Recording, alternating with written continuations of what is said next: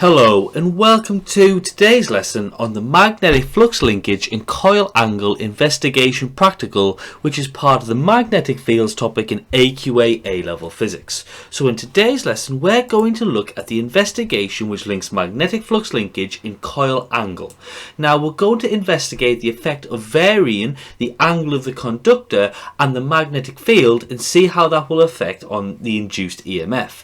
So if we've been successful and learnt in today's lesson, we should understand how the induced EMF can be measured via experimental methods. We can make observations to measure the induced EMF in a conductor when the magnetic flux linkage is altered. And finally, we can derive the maximum possible induced EMF for this magnetic flux.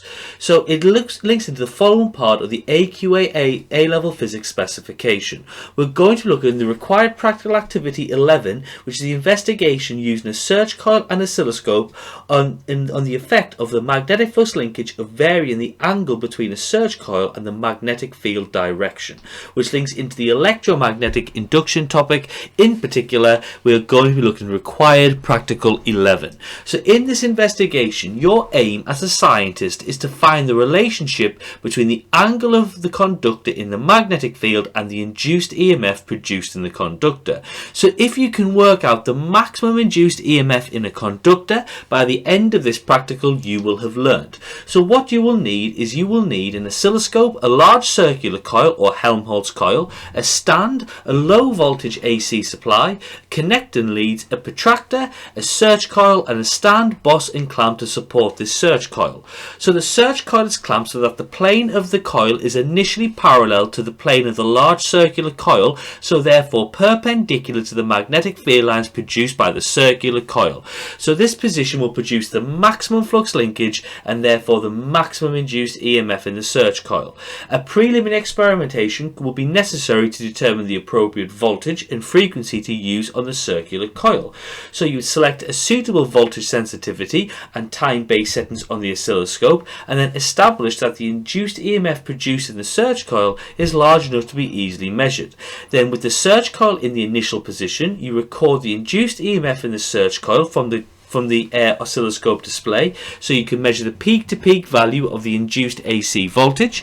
You then tilt the angle of the search coil and use a protractor to measure the angle between the plane of the circular coil and the plane of the search coil. So you'd measure the corresponding induced EMF in the search coil from the oscilloscope display. So you'd repeat for a range of angles from 0 to 90 degrees and then between the search coil and the circular coil. Then in each case measure the corresponding induced EMF in the search coil. Then you will plot a graph to show the variation of the induced EMF against the angle of search coil in the field. So here is the standard experimental practical carried out to find the relationship between the magnetic flux linkage, the angle of the search coil in the field and the induced EMF.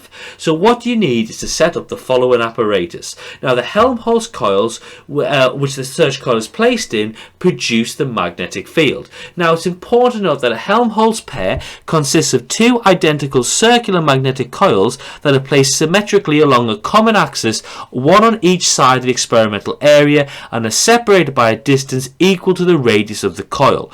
Now each coil carries an equal electrical current in the same direction. Now the Helmholtz coils produces a change in flux linkage as there's an alternating current moving through the coil. So therefore there's a changing magnetic field and therefore a changing magnetic flux. So a search coil is placed inside the Helmholtz coil and the search coil is a conductor when EMF can be induced. Now it's important to note that there'll always be an EMF induced in this situation because the magnetic flux is changing due to the Helmholtz coil having an alternating current go through it. Now this search coil has 100 turns in its structure. Now a current is placed through the Helmholtz coil to allow it to produce a magnetic field, but we've got to try to keep this constant throughout the investigation. You would then have a multimeter set to millivolts and is connected to the search coil to measure the EMF induced in the conductor. Now as an oscilloscope could be used to measure the induced EMF, however our oscilloscope is not sensitive enough to take accurate measurements. Now you've got to ensure that the voltmeter voltmeter is reading 0 and the power pack is not turned on. If this is not the case, the voltmeter would have a 0 error. Now what happens is you will place a fiducial marker on the search coil, and this is used to allow the experimenter to measure the angle of the search coil to the magnetic field. A protractor is then set up to measure the angle of the conductor with the magnetic field. So you ensure the protractor and fiducial marker are aligned correctly, and this must be carried out when the experimenter is looking parallel to the two devices, because if this was not achieved, then a parallax error will be found in the experimental results. So what you would then do is you align your search coil to be 0 degrees at the magnetic field, and you record this value in your results table. And so at the chosen value of the conductor angle, you record the induced EMF in the conductor from the voltmeter. You then alter the angle of the conductor in the magnetic field and record the induced EMF in the conductor. Now it's important that you choose the interval of conductor angles in the investigation. You must choose the range of conductor angles in the investigation.